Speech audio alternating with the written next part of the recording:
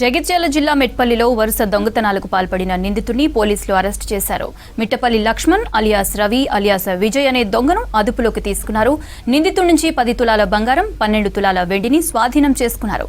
లక్ష్మణ్ పై ఇప్పటికే 40 కేసులు ఉన్నట్లుగా తెలిపారు మెట్పల్లి సీఐ నిరంజన్ రెడ్డి.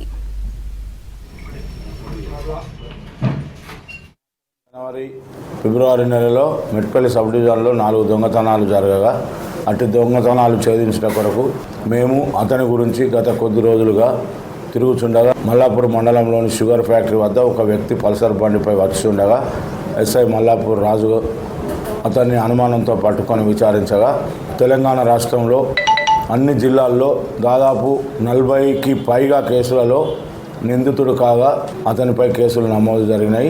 అతని వద్ద 103 గ్రాముల బంగారు సొత్తును మరియు 125 గ్రాముల వెండి ఆభరణాలను మరియు ఒక పల్సర్ బైకును స్వాధీనపరుచుకొని కోర్టులో డిపాజిట్ చేయాలి.